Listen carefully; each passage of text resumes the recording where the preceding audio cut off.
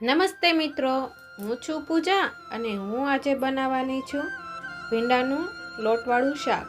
તેના માટે આવી રીતે મેં કટિંગ કરીને ભીંડા આવી રીતે કટિંગ જે સાઈઝમાં તમે કરવા ઈચ્છતા હોય તે કરી શકો છો. પછી ચણાનો લોટ લીધો છે મેં જોઈતા પ્રમાણે, સ્વાદ અનુસાર મીઠું, તમે જેટલું નાખવા ઈચ્છતા હોય તેટલું. પછી આપણે તેમાં હળદર નાખવાની છે, એક નાની ચમચી. વધઘટ તમે કરી શકો છો તમારા મસાલા પ્રમાણે. પછી તેમાં આપણે ધાણા જીરું એક નાની ચમચી. ધાણા જીરું નાખ્યા પછી અડધી નાની ચમચી ગરમ મસાલો. તમે આમાં લાલ મરચું પાવડર પણ એડ કરી શકો છો, પણ વધારે તીખું આપણે શાકમાં નાખીશું એટલે હું અત્યારે લોટમાં નથી નાખતી. થોડુંક આપણે ભેરવેલું મરચું થોડુંક નાખી દઈએ, જેથી સરસ રીતે આપણે લસણ અને મરચું જે પેસ્ટ બનાવીએ છીએ તે જ હું ઉપયોગ કરું છું. તમે મરચું પાવડર પણ ઉપયોગ કરી શકો છો. પછી આ લોટને આપણે બધા મસાલા સાથે આવી રીતે હાથ વડે મિક્સ કરી લેવાનો છે, જેથી સરસ રીતે આપણા લોટમાં બધો જ મસાલો સરખો થઈ જાય. પછી આવી રીતે મેં ભીંડા આ રીતે સાઈઝમાં કટિંગ કરેલા છે. તમે ગમે તે સાઈઝમાં કટિંગ કરી શકો છો, ગોળ અથવા તો ચોરસમાં તમે કરી શકો છો ટુકડા. પછી આપણે આ લોટ છે તે એમાં આવી રીતે ભીંડામાં આપણે લોટને પાથરી દેવાનો છે, જેથી બધા જ ભીંડાની અંદર આપણો લોટ બનાવેલો મિક્સ થઈ જાય. અને આવી રીતે લોટ અને ભીંડાને હાથ વડે મિક્સ કરી લેવાના છે, જેથી સરસ રીતે લોટમાં આપણે લોટ મિક્સ થઈને સરસ રીતે ભીંડા આપણા તૈયાર થઈ જાય. આવી રીતે હાથ વડે કરશો એટલે જે આપણે ભીંડાના નાના નાના હોલ છે તેમાં પણ આપણો લોટ સરસ રીતે બેસી જશે. પછી આપણે આવા થઈ ગયા છે લોટવાળા. હવે પછી આપણે થોડુંક તેલ લેવાનું છે. જુઓ છો હું થોડુંક લઉં છું. પછી એને થોડીક ધીમી આંચ ઉપર જ આપણે આવી રીતે તેને નાખી દેવાના છે. અને જુઓ છો, અને આપણે આવી રીતે હલાવવાના છે.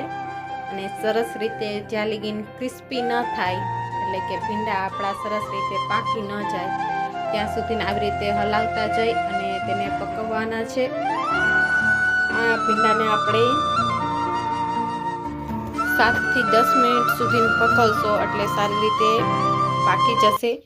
હું દેશી ચૂલા ઉપર બનાવું છું એટલે મારે ઝડપથી પાકીને તૈયાર થઈ ગયા છે. તમે ગેસ ઉપર બનાવશો તો થોડીક વાર લાગશે.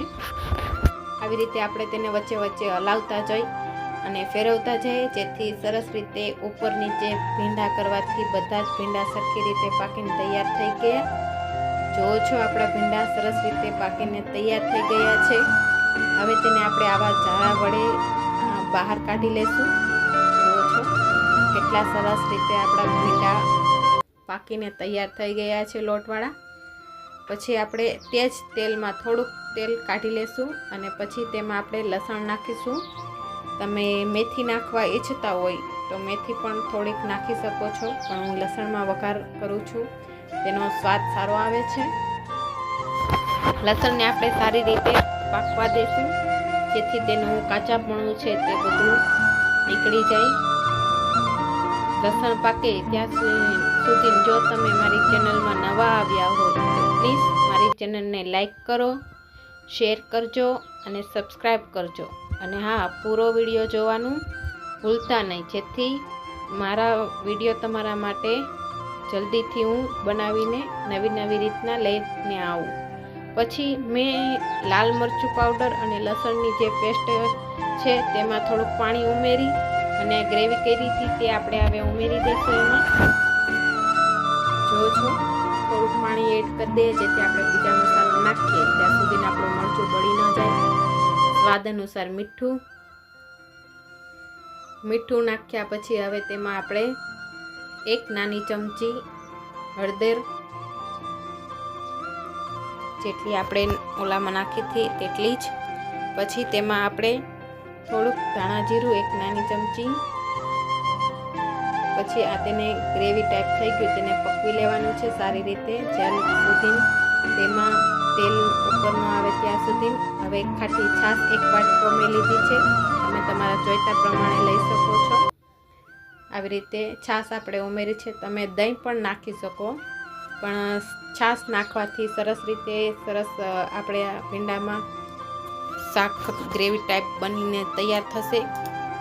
હવે ઉકળી ગયેલું આપણો વઘાર, એમાં આપણે જે તળેલા છે ભીંડા તે હવે આપણે એમાં નાખી દેવાના છે અને તેને પાકવા દેવાનું છે.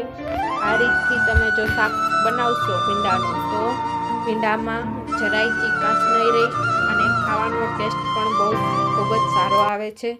તો ઘરેથી જરૂર ટ્રાય કરજો અને કમેન્ટ બોક્સમાં મને લખી મોકલજો કે મારો આ વિડીયો તમને બધાને કેવો લાગ્યો. અને મારો પૂરો વિડીયો જોવા માટે થેન્ક યુ. ખૂબ ખૂબ આભાર.